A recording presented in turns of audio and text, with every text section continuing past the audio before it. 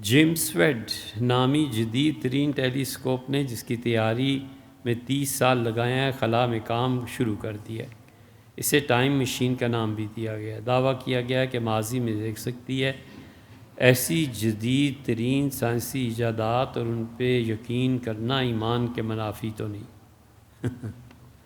دعا کرنی چاہیے یار، اللہ مسلمانوں میں ایسے لوگ پیدا کر۔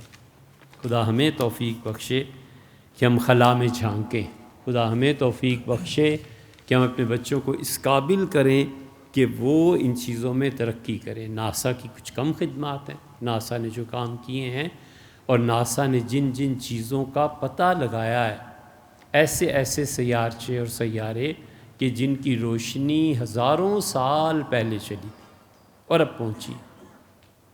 بہت ہی بے وقوف اور نالائق ہیں، یہ جان بوجھ کہہ رہا ہوں، بے وقوف اور نالائق ہیں جو صبح و شام اٹھتے بیٹھتے ان پہ لعنتیں کرتے ہیں۔ پچھلے 300 سال میں تم سے تو کچھ ہوا نہیں۔ مریضوں کو بے ہوش کرنے کی دوائیاں، اس میں بھی انہوں نے ہی کام کیا۔ دانت کو سن کرنے کی تکلیف، یہ بھی انہوں نے ہی ازالہ کیا۔ چاند اور مریخ کی خبریں انہوں نے ہی لا کے دی۔ اور انہوں نے کیا کیا کچھ کیا ہے انسانیت کی خدمت کے لیے، تم نے کیوں نہیں کیا؟ تم صرف لعنتیں ہی بھیجتے رہے۔ اس لیے بڑی قدر کرنی چاہیے، بہت زیادہ انہیں اپریشیٹ کرنا چاہیے۔ اب ماضی میں جہاں تک تعلق ہے کہ وہ جھانکیں گے، معلوم نہیں اس کا کیا ہوگا۔ کوئی 100-125 سال سے جرمن اس تحقیق میں لگے ہوئے ہیں کہ کسی طرح سے وہ ماضی کی آوازوں کو فضا میں الگ کر سکیں، لیکن ابھی تک ہو نہیں سکے۔ لیکن ان کا دعویٰ یہ ہے، اور جو لوگ بھی کام کر رہے ہیں، اپریشیٹ بھی کرنا چاہیے، حوصلہ بھی بندھانا چاہیے اور خود بھی سوچنا چاہیے۔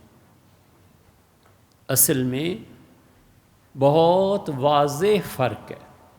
ہم لوگ کہتے ہیں کہ اسباب کو آخری حد تک اختیار کرو اور نتیجہ اللہ پہ چھوڑ۔ سائنس اور ٹیکنالوجی کی جتنی ایجادات ہیں، محنت کرو، کام کرو۔ جس طرح بخاری شریف پڑھنے اور پڑھانے میں اجر ہے، اور جس طرح قرآن کریم کے پڑھنے اور پڑھانے میں اجر ہے، اگر تم ایک ایسی دوائی ایجاد کر دیتے ہو جس سے انسانیت کو نفع ہوتا ہے، تو وہ بھی اتنا ہی اجر ہے جتنا یہ ہے۔ مسجد کے مؤذن کو بھی اللہ اتنا ہی ثواب دیتا ہے جتنا اللہ بخاری شریف پڑھانے والے کو ثواب دیتا ہے۔ کسی کی اہمیت کم نہیں، اور اللہ کی عطا پہ پابندی نہیں۔ محنت کریں، کام کریں۔ ہم دنیا کی کمپٹیشن میں کیوں پیچھے رہیں؟ وجہ ہمیں کس نے روکا؟ لیکن مسئلہ یہ ہے کہ پچھلے 300 سال میں ہم نے کام کیا کیا ہے؟ ہم نے اپنے تعلیمی ادارے ہی نہیں بنائے، ہم نے اپنا نصاب ہی نہیں بنایا، ہم نے اپنے بچوں کی صلاحیتوں کے صحیح استعمال کی راہ ہی نہیں آگے کو دیکھی۔ نتیجہ اس کا یہ نکلا کہ سستی، چوری اور خام خواہ مذہب کی آڑ لے کے پیچھے رہنا رہ گیا۔ مذہب کی آڑ میں جی بس ٹھیک ہے، اسباب اور وسائل کو اختیار نہ کرو، اللہ خود بخود نتیجہ دے دے گا۔ ہم کہتے ہیں یار پھر کرو نا، کرتے کیوں نہیں؟ ہم کم سے کم اتنا کہتے ہیں کہ ہم اسباب اور وسائل کو اختیار کریں تاکہ نتیجہ نکلے۔ اب اسباب اور وسائل نہیں ہیں، ہم کیا کر سکتے ہیں؟ آپ کہتے ہیں اسباب اور وسائل ہیں بھی تو بھی نہ اختیار کرو، نتیجہ اللہ خود بخود دے دے گا۔ تو ضرورت کیا تھی شادی کرنے کی؟ اولاد اللہ خود بخود ہی دے دیتا، سب مریم ہو جاتے نا۔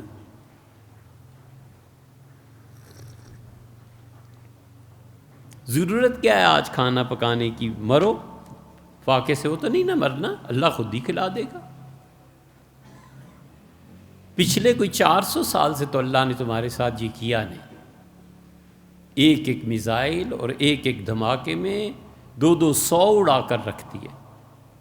تمہاری ساری اکانومی پہ ویسٹ چھا گیا، ہم مسلمان کاسہ گدائی لیے پھرتے ہیں، کبھی امریکہ تو کبھی روس، کبھی چائنا تو کبھی کوئی کہ کچھ دے دو ہماری قوم، قرضے ہم لے رہے ہیں، اور اس پہ اللہ کرے گا؟ اللہ کہاں کرے گا؟ ہمیں بھی کوئی دن بتاؤ نا یار، اللہ نے جب کیا ہو۔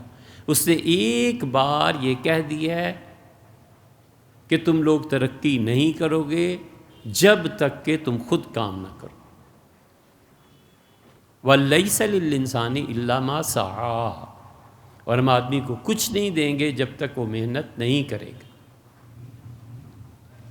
اور اللہ نے فرما دیا ہے کہ ہم کسی قوم کی حالت نہیں بدلتے حتیٰ یغیروا ما بانفسہم، یہاں تک کہ وہ حالت کو تبدیل کریں جو ان کے اپنے پاس ہے۔ آپ ایک چھوٹی سی مثال لے لیں، پوری دنیا میں زراعت اور کاشتکاری ہوتی ہے نا؟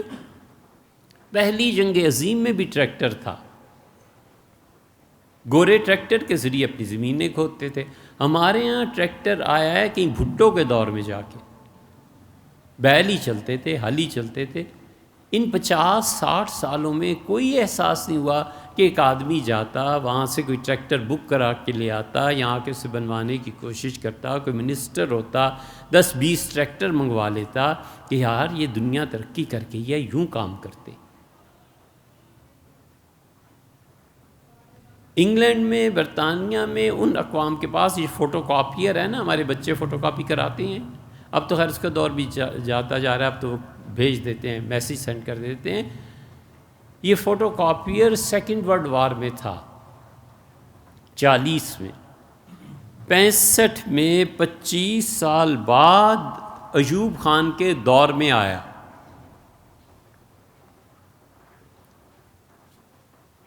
کیبنٹ میں مسئلہ چلا گیا، ایوب خان صاحب نے اسے پٹ اپ کیا کہ یہ مسئلہ ہے بھی، اس طرح مشینیں ہیں اور اس طرح فوٹو کاپی ہوتی ہے۔ کیبنٹ چیخ اٹھی، انہوں نے کہا جی یہ کیا کر رہے ہیں، اس کے تو کل کو نوٹ لوگ فوٹو کاپی کرنے لگ جائیں گے، ملک میں نوٹ جعلی چلنے لگ جائیں گے، خبردار یہ مشین پاکستان آئی۔ 72 تک آئی ہی نہیں، پھر بھٹو آیا تو اس نے کہا اوے خدا کا خوف کرو، نوٹ کبھی اس طرح چھپا کرتے ہیں، وہ لے کے آیا۔ پھر یہ تو ہماری حالت ہے، یہ تو ہمارے طریقے اور لچھن ہیں، اور اس پہ بھی ہم یہ کر دیں گے۔ اور تم نے کیا کیا ہے یار؟ کچھ بھی نہیں، اس لیے کہ ہم مذہب کا غلط استعمال کرتے ہیں، مذہب کے ذریعے سے لوگوں کو بلیک میل کرتے ہیں، حسد کرتے ہیں، چونکہ ہم خود پڑھے لکھے نہیں نا، ہم خود تعلیم میں پیچھے ہیں نا، ہم چاہتے ہیں ہم سے کوئی آگے نہ بڑھ جائے، ہم جاہل ہیں، ہم سے بڑے جاہل دوسروں تک ہمارا روب جم سکے۔ گاؤں میں چلے جاؤ، مولوی صاحب کو حضرت قرآن پاک کا ترجمہ پڑھاتے، پورے قرآن پاک کا ترجمہ اسے نہیں آتا، اور وہ نالائق شیخ الاسلام بن کے ممبر پہ بیٹھا ہوا ہے، صرف اس لیے کہ لوگوں کو وہ بلیک میل کرے کہ دین میں جانتا ہوں، تمہیں کیا بتایا، یہ کرو اور یہ کرو۔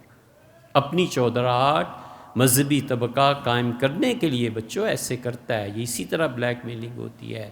اسی طرح نتیجہ اب اس کا یہ نکل رہا ہے کہ ایک باغی طبقہ پیدا ہو رہا ہے اور ہو چکا ہے، وہ کہتے ہیں اس اسلام کو رکھو گھر میں، ہم یہ مارچ کریں گے، ہم اس مذہب اور اسلام سے بیزار آئے، ہم اس پہ عمل ہی نہیں کرتے۔ اور دوسرا طبقہ اس سے بدتر اور اس سے خراب جو پیدا ہو رہا ہے، وہ کہتا ہے دین کی یہ تشریح اور قرآن کریم کی یہ تفسیر رمضان میں کوئی اداکارہ، کوئی جرنل، کوئی ڈاکٹر بیان کرتا ہے وہ زیادہ اچھی ہے، اور مولوی کی نہ سنو۔ اور اس میں بڑے بڑے علماء پھر رگڑے جاتے ہیں، وہ کہتے ہیں کیا ضرورت ہے جی محتقی عثمانی صاحب کو سننے کی، کیا ضرورت ہے طاہر قادری صاحب فلاں کو سننے کی، اس کی بجائے ہم فلاں ڈاکٹر صاحب کو سنیں گے۔ ڈاکٹر صاحب پھر جو دین کی تفسیر کریں، اور عمومی طور پہ ڈاکٹر ہیں، جنرل ہیں، بڑے بڑے لوگ ہیں، ریٹائرڈ سیکٹری ہیں، ساری زندگی کسی اور شعبے میں گزاری، بجائے اس کے کہ اب ریٹائرمنٹ لے کے تم اللہ کی عبادت کرو یار، خدا کو یاد کرو، شکر کرو، جس طرح بھی ہو۔ وہ دین میں دخل دیتے ہیں کہ نہیں مجھ سے مسئلے پوچھو اور میں بتاتا ہوں۔ ضلوا فاضلوا، خود بھی گمراہ ہوتے ہیں، لوگوں کو بھی گمراہ کرتے ہیں۔ اب ہم سے جو کوئی پوچھے کہ تم بتاؤ یہ تیسری جنگ عظیم شروع ہو رہی ہے کہ نہیں، ہماری خاک خبر ہے، ہماری بلا جانے اس کو تیسری جنگ عظیم شروع ہو رہی ہے نہیں ہو رہی، یار ہمیں کیا معلوم ہے؟ ہم اپنے فیلڈ میں محنت کریں۔ مزہ تو جب ہے جب کہیں کہ قرآن کی فلاں آیت کی تفسیر کیا ہے، پھر ہم ہار جائیں تو ہم قصوروار۔ آپ کہیں فلاں جگہ بخاری میں یہ حدیث آئی ہے، بتاؤ، ہم نہ بتا سکیں، ہمارا قصور۔ آپ کہیں شریعت نے اس مسئلے کا کیا حل پیش کیا ہے، کوئی مفتی نہ بتا سکے، مفتی یا پھر کہے گا نا کہ یار پرسوں آنا، کل آنا، کیا میں دیکھ، یہ ساری علم کی چیزیں۔ جاہل مذہبی قیادت یہ تعلیم دے گی کہ اسباب اور وسائل سے کچھ نہیں ہوتا، اللہ ہی سے ہوتا ہے، تو اللہ سے پھر کروا لو، 4 صدیوں سے تو جوتے پڑ رہے ہیں، اللہ سے کروا دو نا پھر۔ اس لیے ہوش کے ناخن لو۔ ہمیں اپنے بچوں کو ٹیکنالوجی پڑھانی چاہیے، ہمیں اپنے بچوں کو یہ جتنے جدید علوم ہیں سکھانے چاہیے۔ 1 کروڑ 2 کروڑ 4 کروڑ جمع کرو کہ میرا پوتا جا کے امریکہ پڑھے گا، اور جو علم بیٹے آپ نے سیکھا ہے اپنے ملک میں آؤ بیٹے، یہاں یونیورسٹیز بنائیں، ہم اپنی نئی نسلوں کو مسلمان بھی رکھیں اور یہ جدید تعلیم بھی دیں۔ یہ کرنے کے کام آج شروع کرے، اور 50 سال بعد بھی اگر یہاں کوئی سطح کی یونیورسٹی بن جاتی ہے، کیا کہے، 1000 بار مبارکباد کے قابل۔